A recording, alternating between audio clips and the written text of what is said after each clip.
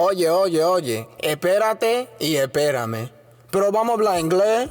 No me llama Carlos, ese no es mi nombre, te voy a dar un cocotazo. Tienes que entender que soy muy gino, muchacho. Me da pique porque para ti soy un fracaso. Me da pique porque para los hombres soy Pegaso. Me da pique porque transfoy sobre paso. Me da pique porque ellos son carrasco. Me da pique porque ellos son carrasco. Un carrasco, dale fuetazo. Un carrasco, dale fuetazo. ¿Qué lo que, mi gente? Welcome back to another episode of the Vamos a Hablar Inglés podcast. I'm your host, La Reina Taina, and I'm so happy to be talking to you guys today. Today is the 31st of December. El último día del año, ya tú sabes. That's how you know. A bitch has been busy. A bitch has been trying her best to post. Pero estamos aquí. This podcast episode is for November. So this is the November podcast episode, my birthday month, gang, which is why I also wanted to kind of hold space this episode to talk about not only these past 26 years, but also kind of focus in on the past year since I started hormone replacement therapy, specifically with estrogen. So I kind of want to talk about that for, you know, baby trans femmes that are interested in starting their journey and hearing that story from beginning to end. Estamos aquí, we're looking at the sunrise, we are drinking our coffee, we got our little, you know, schmucker. So if folks want to partake, take a moment, come together. Apologies for last episode that the audio speed and stuff was messed up. I was losing my mind. I was like, yeah, I'm never going to record anything on my voice memo app on my phone ever. Because it was on my phone, y después we were on like video chat on my laptop. It was a mess. It was too much going on. Too much intensidad, frecuencias, tú sabes, you know. You're gonna hear me quote random shit these next two episodes because, you know, I just came back from my first semester of film school, so my dream school. Let's take that in. Pues sí. Okay, Tato. I'm feeling nice, so we're gonna take advantage of this energy. Uy, qué rico. Ugh. A little fumeteo in the morning with some coffee, the best. The absolute best. Okay, so it's me about to like, tell y'all like the story from the beginning. LOL. I'm like, so it was November 14, 1999. I came out the pussy. Amen. That's it. That's all. Bye. No, I'm kidding. Yes. So no, I wanted to actually talk real quick about dealing with mental health and stuff because, you know, I spent the past 2 years on mental health medication, specifically SSRIs, and I'm, you know, medically diagnosed with autism, ADHD, complex PTSD, bipolar 1 disorder. There's a specific health phobia that there's not a name for it, but it's like and then there's something else. So a lot of stuff, you know, because what happens is when you have a lot of trauma of varying levels of intensity over time, especially when you're a child, your psyche breaks because it's trying to essentially create scenarios or personalities or, you know, defense mechanisms for each situation. So then that just becomes one big ass broken bitch. Ya tú sabes, mi amores. So yeah, I just wanted to say that because it's like this, and you know, I also want to hold space for my endurance and my resilience because, you know, anybody that I don't know anybody that was homeless for 6 months. In the same year, they still kept on track with posting monthly / like still. Also, apologies with the noise in the background. Ya tú sabes, estamos en RD. Pero sí, I do want to give myself kudos because no es fácil. And we about to post these last 2 episodes. We about to close the year with these, you know, and moving forward, we gonna do them monthly. And but it's also it had a lot to do with me. My podcast is my first big project that I'm doing publicly that I have committed to doing every month. So it's like that's something that it's more profound to me than being homeless, if that makes sense. Like, I was still homeless, and I was still. You remember that one episode that I was like outside for June, I think it was. And it's just like, you do what you gotta do for the things that you love, for the people that you love. And I feel like the way that I'm building this relationship with my podcast and the way that I'm treating my podcast is the way that a mother would treat their child. Because it's like, shit is hard, but you still gotta do it. You still gotta do it. Yes, rest is resistance, but it's like, you can't just leave your kid. You feel me? Like, you have to do it. Even though you want to go to bed, even though you want to put it, you can't. You just have to do it. Because it's not even about forcing yourself to, and it's me about to get emotional, but it's not about like you forcing yourself to like endure pain and whatever. It's more than that. It's that your body is actually capable of surpassing some of this barrier, some of this pain, because of what you're trying to get to the other side. And that's love. You know? And that's that never-ending motherly devotion, you know, that you see in a mother, where it's just like, it's that love. We're trying to get to that other side. It doesn't matter that I'm being destroyed in the moment.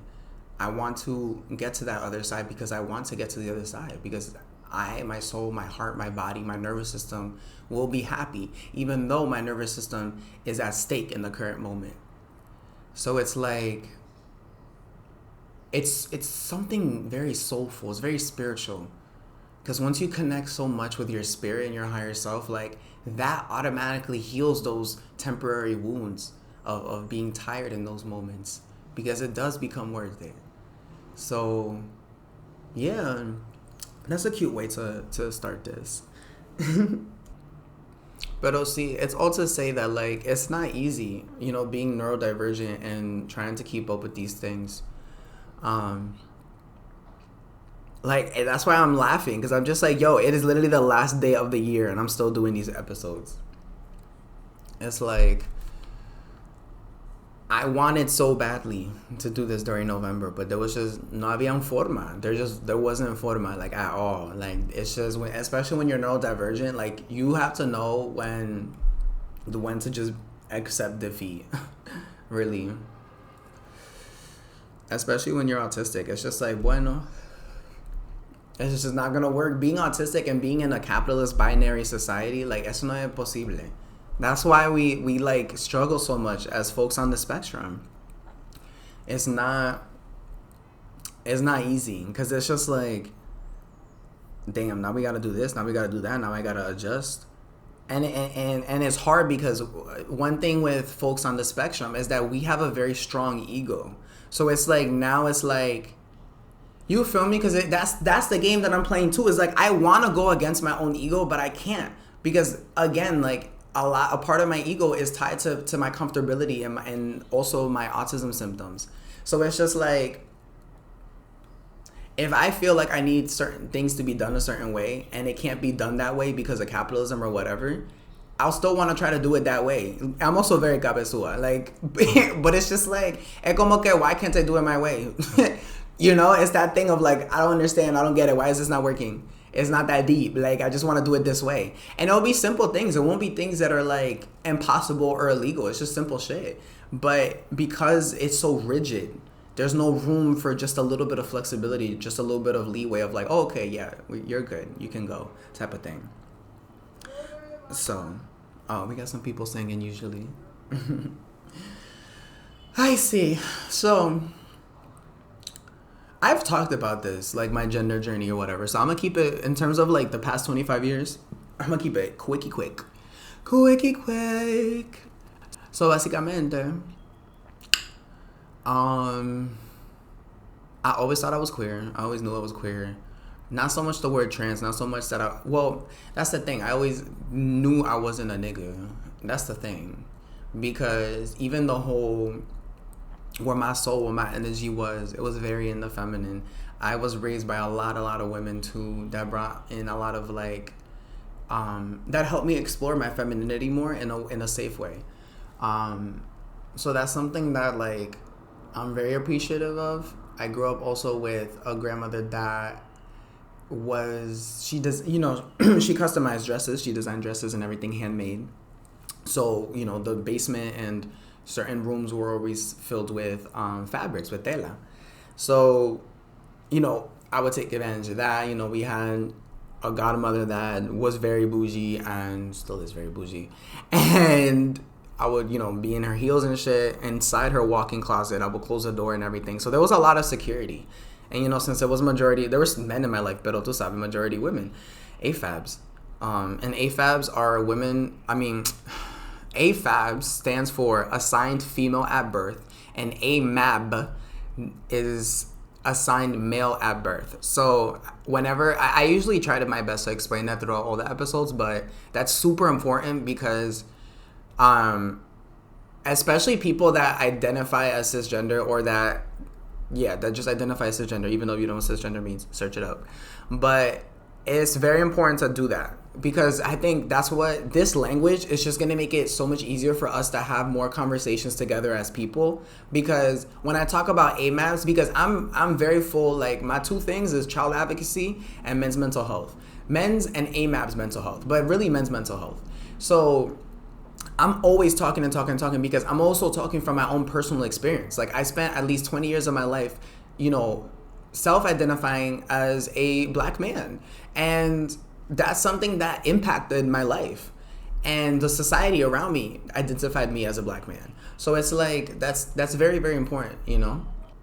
So I think it's very important for me, especially as a black trans woman now, to still have these conversations about the difficulties of being a black man in America, being a black man in this world, because it's still very prevalent and it's still very just real and relevant, rather. It's relevant in our conversations, and it's relevant in understanding the violence against women, especially the violence against black women and trans women. So that's why when I be talking, es siempre como, oh, AMABs, because I'm also referring to myself, because a lot of the experiences that black this motherfucking motorcycle, a lot of the experiences that black men experience are experiences that black trans women also experience or had experienced.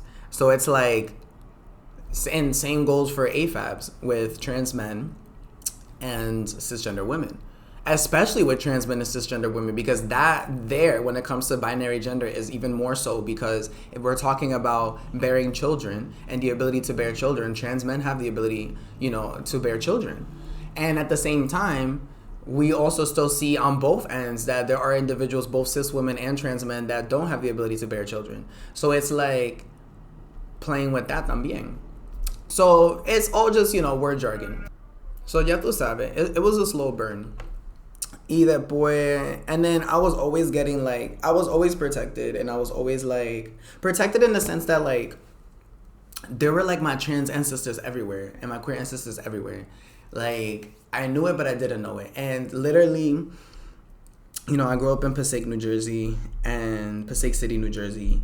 And básicamente, in my block, I was in downtown. I grew up in downtown. Y the block that I was in, the same side of the street, not even 2 buildings down, there was a tall black trans woman living there. And I didn't know she was a black trans woman, but I knew she wasn't like a cis woman. I just didn't have the language, you know, normal. And I always noticed growing up that I would only see her at night. And it was just very interesting because I was trying to understand that concept. And I always remember too, because I would always go to karate, which was literally on the other side of the block. So I would have to walk that direction to go. And because it was so close, that was the only time that my grandmother gave me the freedom. I was literally like Rapunzel. I was the only time that I had the freedom to walk by myself, even though I was young. So, and it was chill because those little like 2 minutes, because it was not that long of a walk, those 2 minutes were the best 2 minutes of my life. I would always remember those moments because that was the only time that I got to be in my community. Like, this woman would not let me out. I never had friends in my community. I never had friends in my hood. She said that if I hung out with them that we would become delinquents, whatever. And I'm just like, bitch, you literally live in this area. You live in, that's something else. That's something else. So I never interacted with my own community. Crazy, right? Like, she never wanted to be a part of, if there was like a parade, like a community block parade or whatever, it had to be on our motherfucking street for us to be a part of it. And we were lucky that we were considered downtown and that we were considered like a hub. So there were a lot of things. So I didn't really fully miss out on things. Pero como que our city is 70,000 people. And it's just like I was not involved in that like community. Like there were a lot of events with kids and stuff, and I never got to be a part of that. So like those 2 minutes every evening, Monday through Friday, best, because I would be there with my bestie, who she was an addict, not by choice. It's a crazy story. Definitely would want to share it one day, but a crazy story. But she was always super nice to me, and then the trans woman was there, and then there were a bunch of other people, and everyone was just vibes. It was just vibes. And also because that whole area, everyone knew my grandmother because she was there since the 70s. So it was like, la gente, ya, pueblo. Entonces, I would always see her. She would always be so nice to me. She would chat me up, and it was like, no sé, había una mirada, and I was just there like, So that was really like my first like contemplation. Y también when I was in kindergarten, because this was actually before kindergarten was the first one, was when I was with my close friend at the time. We were holding hands. She had to go to the bathroom. I remember telling this story on one of my episodes. I don't know which one, pero we went to the bathroom, and she was headed to the bathroom. We was having mid conversation. I remember I was super immersed. Gal stops me. She was like, "You can't go." And then I was like, "Why?" And she was like, "Oh, this is the girls' bathroom." And she was just explaining it to me. And she was like, "Oh, well, your mom, my grandmother, your grandmother, we go here. And then your dad, you go over there." And anyways, I was shook. And then she went to go pee because she really needs to pee. Then she came back, and then we resumed the conversation. But while she was peeing, I was literally standing in front of the women's bathroom, the girls' bathroom. And I was just there like... And then she came back, and I remember asking her, I was just like, "So do you have 2 different bathrooms in your house for the different genders?" And she was like, "No." And I was like, "Neither do I." And then she was like, and it was quiet, and I was just like, and then we just went, kid shit, and we just went back to our, whatever the fuck we were doing. But it's like, I feel like that's like a movie scene that I'm gonna be putting together, because it's just like, it's just like, hello. But anyways, ¿Qué más? Normal. I had a lot of AFAB cousins. I had queer cousins growing up, so that helped me like feel more at peace and not so like, and it kind of helped me, because again, I'm very Scorpio. It was slow burn. I was just there como que sí. And then as I was getting into preteen, I was very more comfortable in my bisexuality. Tumblr, that's the girl for all of us queers. That was a good one. Y eso me ayudó mucho para entender mi sexualidad. So, eso. ¿Y qué más? And then, I went to an all-boys Catholic high school. All-white high school. So, that kind of opened me up a little bit more. I was like, yeah, I fucking hate this. And now I'm suicidal. Great. So, or I guess I'm even more suicidal than I was before, because I was always suicidal. Let's talk about that shit. And then I think it was senior year. We were doing college fairs, so different representatives from different colleges came to our school, and they set up shop in our gymnasium. And one of the schools, I don't know why, I was like, and I remember I was telling this story earlier this week. I was like, I don't know why they did this shit to this bitch. Like, she must have been the first on the job. She must have just been the only bitch. She must have just, I don't know what the fuck, but they did this bitch dirty. Like, when I say they did this, because now I'm looking back at it, and I'm just like, you couldn't have had this employee go any other school? Like, any other school? So, why is there a trans woman of color in my old boys, old white Catholic fucking high school in northern New Jersey? Like, Bergen County, the most poppy, the most white fucking Bergen County in the fucking county. Like, and also, like, Bergen County is so, like, poppy, like, rich, that all those motherfuckers that you guys love, NFL, all those Yankee, toda esa gente, all those sports niggas, everybody, they don't live in New York, y'all. They all live in Bergen County in New Jersey. Every football player within the area, every basketball player within the area, every baseball player, every hockey player within the motherfucking tri-state area, they all live in Bergen County. They live in fucking Alpines. They live up in there. They live all up, yeah. Pompton Lakes. The ones where, like, you got one block, and the one block is one house, and it's gated, and you gotta squint to see the house because it's so far back. Yeah, baby. I was doing DoorDash there during COVID. So I know. So, Bergen County. We doing all this foolishness. And I clocked it immediately. I was just like, and I remember my heart sinking. And I'm just like, oh my God. And still, I did not have the language. That's how you know, like, you know, that's why it's like, I roll my eyes, but at the same time, I also have grace for society because I was literally fucking, I was already accepted to college by then. I was already 18 and I still didn't know the concept of transness. So I didn't even know how to identify this woman in my head. I just said woman in my head. So ya tú sabes. Like, that's how... I mean, granted, I grew up with very conservative and religious people, pero tú sabes. Read books, yo. So whatever. Time passes. Ain't nobody going to her booth. So I'm just like, going, yo. So then I pull the ear of two of my friends, and I'm just like, let's go, my niggas. So we went, asked her a bunch of questions. And you know me, I'm good with this shit. I've always been good with this shit because trauma, my parents forced me to do this shit. To be very good with like interviews, questions, all that shit. Then, you know, I've been a mentor for like almost a decade helping folks with that as well. So, you know, college apps, all that shit. So I was flowing. I was like, oh, you know, extracurriculars, what are the majors, like student life, hitting it up, the whole thing. Super sweet, whatever. Then a couple of the, you know, the jocks in my class, they were like passing by. They're like, oh, is it a man or a woman? And then like, I remember like, I was like, there was so much in my mind. There was so much going on. Because I wanted to just like grab the nigga and just, you know. Pero I just remember talking louder and asking questions and laughing with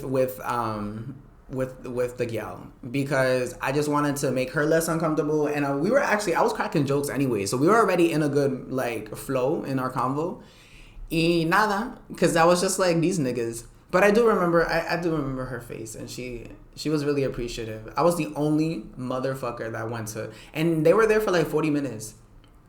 And there were a lot of schools there, but it's a fucking high school gymnasium. How many fucking schools can you fit in there? I think there were like 20 max, 20, 25. So it's just like, wow. Yeah, como que... Yo, I hope that when she left from there, she rolled up the fattest blunt. I hope and pray. And I hope she's doing well. Because I'm just like, yo, like, why the fuck were you there? Like, that's crazy. Ay, Dios. I was just, like, so stressed out for her. I was like, what are we doing right now? Y'all, this is, like, slavery. Like, why are we putting her through this shit? Oh, my God, yo. Su puta madre. Y después, college, I went to Brown University. So, you know, the queer ivy. It's known as the queer ivy. It's known as the weed ivy. I was going to say the weird ivy. I guess we can be the weird ivy. We're the poorest ivy. We have a $2 billion endowment. Isn't that hilarious? Doesn't that sound so funny? I hate when people are like, we're poor. We only have $5 million in their bank account. It's like, bitch, go off, I guess. ¿Qué más? Yeah, we have an open curriculum, so we're kind of like the chiller Ivy. A lot of other Ivy Leagues don't consider us an Ivy League, but then we also don't consider Cornell an Ivy League. So it's this funny game between Cornell and Brown where we're like talking shit about each other because we're like, Cornell is a school.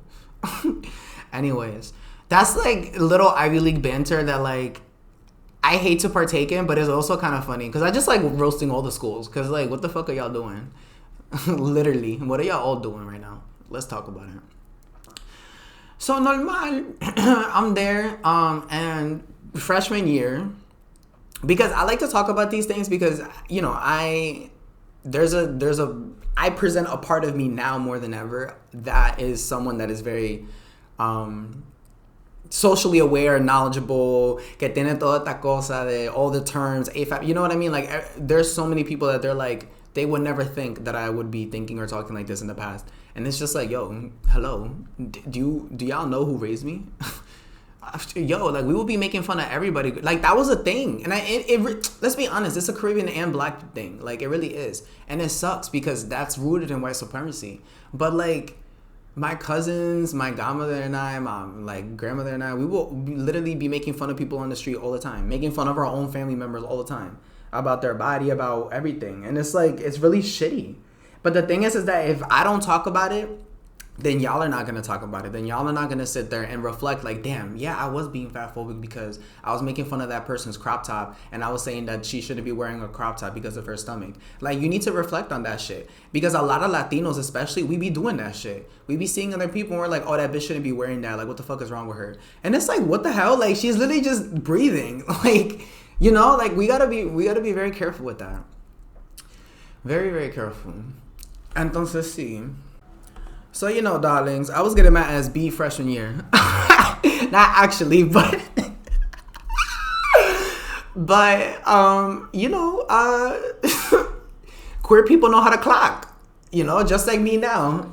And they did that shit to me back in freshman year. Oh, yes. I was called a fake queer, that I wasn't really bisexual, that I was just doing that to get in. It was hilarious. I was just like, oh my God, yo. And like, no one really knew me. No one knew my background. No one knew that I grew up with these motherfuckers. And that I was literally just trying to understand my own shit. So I didn't know nothing about nothing. I didn't know nothing about no they, them. I knew about they, them, but not like así mismo. O sea, nothing about non-binary, trans, they, them, nothing. So I was fucking up all the way through. And then I was really fucking up. But then also at the same time, there were some people that they were just messing with me because they had a crush on me and I wasn't into them. So they just started messing with me. But yeah, just keeping up with the gender fluidity. You know, some folks wanted to be he one day and then the same folks wanted to be she the next day. And then they will blow up on me. And, you know, immature shit, honestly, because at the end of the day, it's like, if you want your pronouns to change every single day, you can't expect society to be 100% with it, you know? That's why I always say it's just safer to say they, them. Y esa gente, they, that's it. Pero es como que I'm also very aware of that too, you know, with the fluidity. Pero nada, college helped. I like accelerated my consciousness, I guess, my gender and sexuality consciousness. And so then it was junior year, I think, of college that I began to identify as non-binary. 2021, 2022, graduated 2022. I did not, like, I was identifying as trans and non-binary, but I didn't really start full until I think I graduated. I did some things here and there, like clothes wise, but it was really 2020, like summer 2022, like end of 2022. Really like 2023, beginning of 2023 was like full, like, okay. I wanted people to start calling me Gamu. I think it was 2022, right? 2022. Ese verano. I want to say, yeah. It was like end of 2022. I was having a little awakening moment, you know, living with the fam and shit. Then they kicked me out. Then it was all that. But yeah, official. I think it's 2023, like January 2023 official, because I was already living in another situation by then. And nada. So by 2023, I was already Camo, like they, she, y ya. And also I was, you know, running Logro, which was a nonprofit that I co-founded, based in my city, in my Pacific City where I grew up. So it was child advocacy, child empowerment, college access focused, but with a queer like undertone, so that we can support queer folks to get into schools like we did, like the staff and I did, so that they're able to have that ability to explore their sexuality, because that was our strategy for that. Like, get these kids from our cities, our inner cities, to liberal arts schools, and really good liberal arts schools, because those are the schools that have the capacity, the student organizations, the money, and the safe spaces for these kids to explore their gender and their sexuality in a way that's constructive for them. You know, that's why I really liked Brown University, because if you're someone that doesn't really understand who you are, going somewhere like Brown University, it's a liberal arts school, so you can go to any liberal arts school. It's not just Ivy Leagues. Pero it's really beneficial, because when I was there, they already had LGBT de todo. There were already people, even, students themselves creating their own stuff for non-binary folks. They were truly, like, if I really wanted estrogen day one, I could have gotten that shit snapping my finger. You know what I mean? Like, that's how accessible it was. And because I had student health insurance, they would have covered it no problem. So it's like, and then furthermore, they even have programs for when you graduate, and they help you, like, oh, if you're staying in the area, like in the state, they help you get your estrogen for free still, you know, outside of the student healthcare system. So it's like, tú sabes, those are the things that students need when you're 17 and you're 18 and you don't know what the fuck is going on, you know, like, that's important. And those schools typically also have queer professors or classes that are queer friendly that allow them to also explore more historically why or politically why, like, you know, everything is what it is. But yeah. I see. So, ¿qué pasa? So then we did that, and then time passes, summer of 2023, y después I changed my name fall of 2023 to Camo Semino, and I changed my gender to female October 16, 2023, period. Y después, a year after that is when I started estrogen. I started estrogen November 22nd, 2024.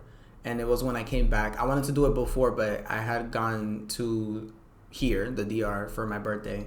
And I just didn't get the estrogen in time. So I had to do it afterwards. But I low-key wanted to do it before so it can match with my birthday. Pero nah, it's still in the same month.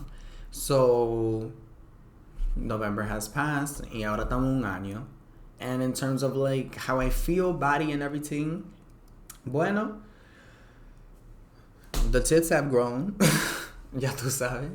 I'm very happy about that because that was my main thing. You know, every trans woman experience is different and what we all look for is different. So for me, what I was looking for is two major things.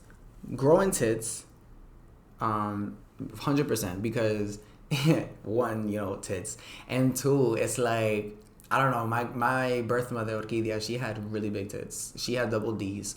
So that's also something that impacts your estrogen journey. Your hormone replacement journey is your family and the women in your family. You know, you're more likely to get big breasts if those exist in your family. Now, the funny thing is that not a lot of women in my family have big breasts. It was really just Orquídea. Everybody in my family is more hips than ass, which I already had, and it's already forming even more so. So that's a year into estrogen. You're definitely going to see more curvature. You're going to see more softness. But yes, tits was the main thing. And then the second thing that I really needed was to be basically bald from the eyebrow down. That's what, who here knows that quote? I know the niggas know it. The niggas know that quote. Where does that quote come from, y'all? I want my women bald from the eyebrow down. Wolf of Wall Street. The Wolf of Wall Street. The one with el tipo de The Great Gatsby. Leonardo DiCaprio. With Leonardo DiCaprio, he said bald from the eyebrow down. And when I first heard that shit, I started laughing. I was like, me. I need this. So yeah, I don't like body hair. It adds to my like suicidality and my manic episodes. So that's just also like a mental health thing. Like, it's just gotta go.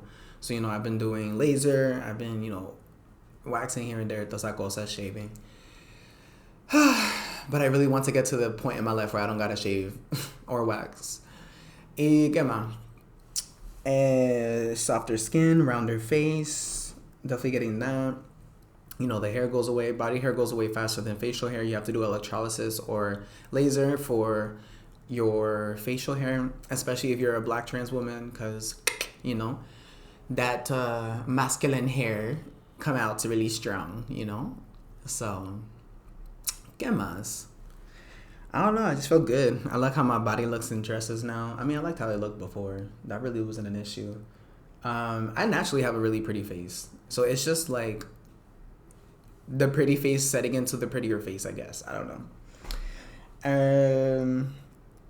Oh, this is super important because, you know, this is super important. But like the voice, for example, so for folks that don't know, your voice does not really change. You can get on I don't know these things. Progesterone, which is basically the estrogen hormone that is more concentrated, that comes from pregnant AFABs. And it helps them produce, you know, it helps them grow their stomach when they have their baby. It helps them produce grow their tits, produce milk, toda esa cosa, like just all the things that you need, because you get a lot of hormone imbalance when you have a child, of course, because there's a lot of shit going on, creating a whole fucking human inside of you. That's kind of draining. So that can help. Pero when it comes to your voice, you have to get surgery for that shit. Surgery or because I have friends that have done this successfully, you gotta do voice training. Voice training is successful. It is very successful. I do recommend it for people that are interested in that. Even people that like don't want to go on hormone therapy and you just want a lighter voice, I highly recommend that. I didn't think it was as successful, but with the people that I've talked to and stuff and the research I've done, it's actually very successful, especially when you commit to it for a while. So, but estrogen, like, it does soften your like, it does kind of thin your vocal cords. But es como que, tú sabes, you got to really work at that if you want to. Pero for me, I'm a singer. And you know what? I'm also a voice actress. Like, I really am. Like, I love doing voice impersonations and cosas así. O sea, like, I love... And I also, in my singing voice, I have a really diverse range. So, you know, like, I can give you Alejandro Fernandez, but I can also give you Summer Walker. You feel me? So it's like... And y'all have heard it before.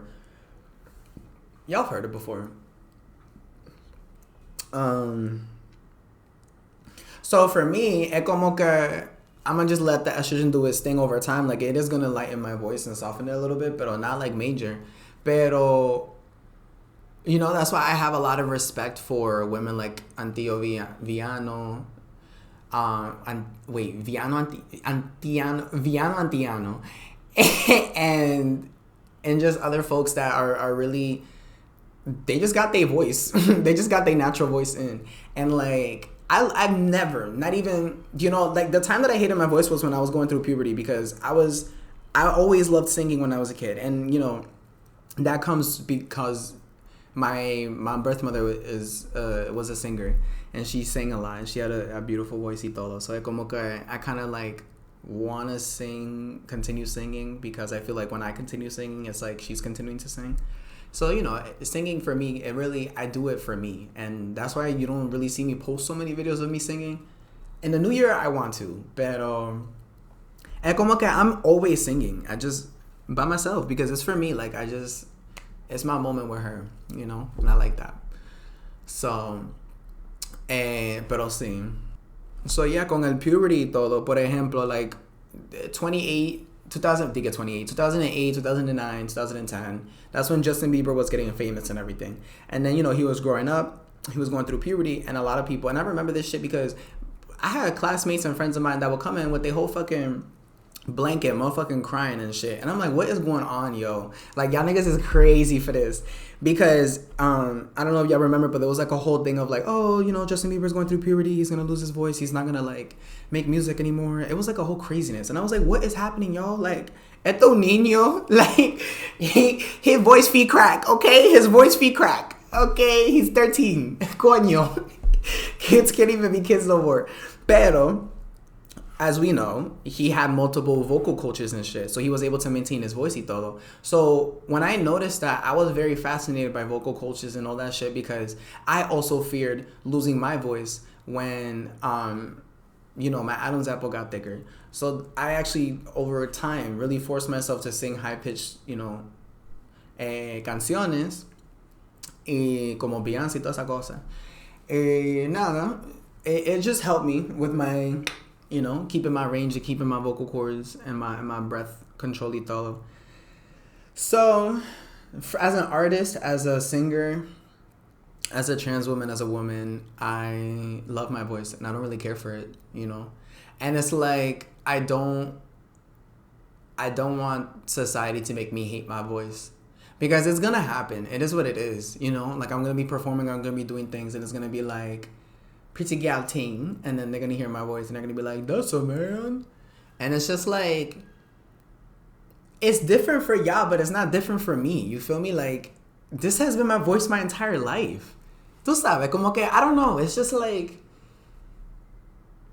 there are things that we are insecure about in ourselves and our bodies, but I feel like there's other things that we were never really insecure about, but society made us insecure about it. And I'm at a point where I'm just like, I'm not insecure about my voice. I never was. It's like, what? So, eso mismo, mi amores. I'm very happy with this journey. I'm going to continue this journey. We're going to keep it pushing. And we're just going to stay beautiful and stay intelligent and stay communal. Because I need more community in my life. Okay, my ancestors are telling me it's time to go. It's 8 o'clock on this side, and we gotta make the next episode. Okay, mi amores. This was great. I actually feel really good about this. I did not think I was gonna talk for this long. I thought it was gonna be like 15 minutes. I'm really appreciative. November was a very, very good month for me. And next November is about to be even fucking better. So I'm excited to see what that podcast episode is gonna be about.